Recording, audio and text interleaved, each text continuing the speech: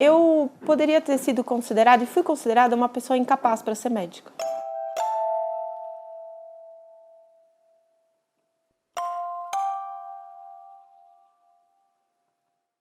Existe uma fantasia de que o médico tem que ser uma pessoa fria, uma pessoa absolutamente dona do conhecimento científico, com o qual ele se relaciona de uma maneira bastante comprometida, mas totalmente distanciada da pessoa que tem a doença que ele tanto sabe tratar.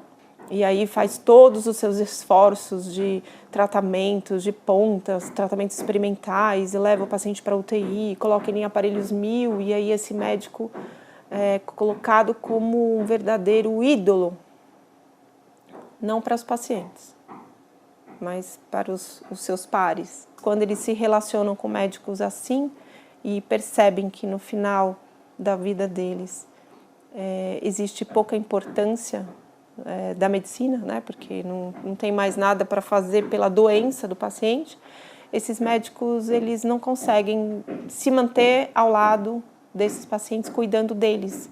Então ficam sempre numa necessidade absoluta de inventar um novo tratamento. Ou se ele não consegue inventar nenhum tratamento e o paciente recusa o tratamento, existe, na minha opinião, o grande fracasso da medicina, que é abandonar o paciente. Eu não suportei isso. Não tenho condição de viver um abandono baseado numa ignorância.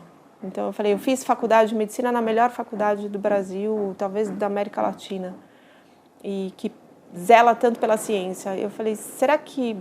Por que essas pessoas não têm vergonha de dizer que não tem nada para fazer? Porque um cientista não é uma pessoa que se limita com essa frase. Ele colocaria, não tem nada para fazer ainda, né? Ou não tem nada para fazer que eu saiba, eu vou buscar conhecimento. Mas o não tem nada para fazer, ponto final, era uma coisa para mim inaceitável. E aí a avaliação desse sentimento foi considerada uma fragilidade no meu caráter, da minha personalidade, como inviabilizando a qualidade da minha assistência como médica. Foi muito difícil isso, eu parei a faculdade por isso e por uma série de outras coisas envolvendo a continuidade da faculdade. Eu precisava parar para ajudar a trabalhar, ajudar meus pais na questão do dia a dia, do cuidado da família. E falei, acho que a medicina não é para mim mesmo.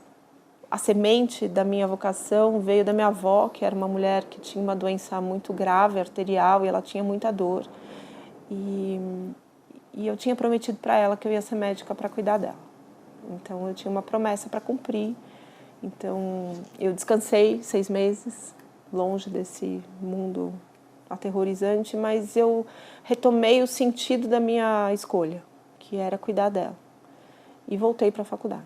E decidi voltar entendendo que tinha muita gente, muitos professores que queriam me ensinar como não ser médica. Então, de repente, todos se tornaram mestres. Eu ia prestar bastante atenção numa aula de uma pessoa que não tinha a menor habilidade com o paciente, que era para saber exatamente o que eu não poderia fazer e, ao mesmo tempo, o que eu precisava aprender a fazer, para não fazer daquele jeito tão errado. E aí foi mais fácil a volta, porque eu tinha um motivo, que era terminar a faculdade para cuidar da minha avó, e aprendi uma forma de interagir com as coisas que me frustravam na faculdade.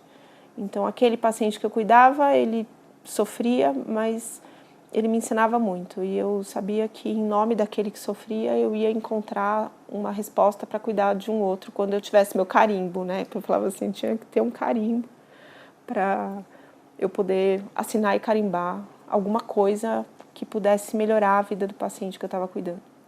E aí eu decidi fazer a residência de geriatria e gerontologia porque eu entendi que talvez essa questão da morte fosse algo mais suave para as pessoas que estão mais velhas, porque afinal de contas, pela nossa lógica, só se morre quando você fica velho, né?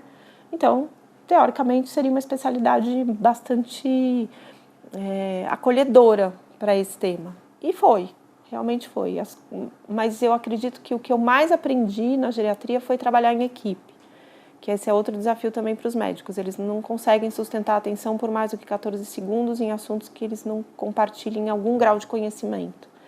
E aí, você conversar com uma psicóloga, conversar com um assistente social, com um enfermeiro, pode desafiar o seu conhecimento e isso afeta muito a sua questão de se sentir seguro na zona de conforto da sua capacidade de dar opiniões, de conduzir um caso, e aí você tem que dividir a decisão com profissionais de outras áreas, para a grande maioria dos médicos é algo muito desafiador, porque já na faculdade já ensinam a gente que nós somos melhores do que os outros profissionais. Só que, na verdade, a gente acaba desenvolvendo um déficit bem grave de comunicação por conta da faculdade, porque você aprende a falar termos técnicos. E a gente tem que falar em português com as pessoas, tem que falar na língua delas. Então, eu quero que os estudantes de medicina vejam, e porque também é uma forma deles passarem pela formação sem o sofrimento que eu passei. Porque não é fácil, você entra humano e sai médico. E atualmente você entra humano e sai doente. O número de suicídios que a gente tem agora entre os estudantes de medicina é uma das coisas mais absurdas do mundo. O Brasil é um dos líderes de doenças psiquiátricas e suicídio em estudantes de medicina. E eu sei que esse caminho do conhecimento do cuidado paliativo é a cura para esse processo de sofrimento. Porque você vai saber o que fazer com o sofrimento do outro, e você, nos cuidados paliativos, aprende a dar valor e olhar para o seu sofrimento, que é tão importante quanto aquele que você está cuidando.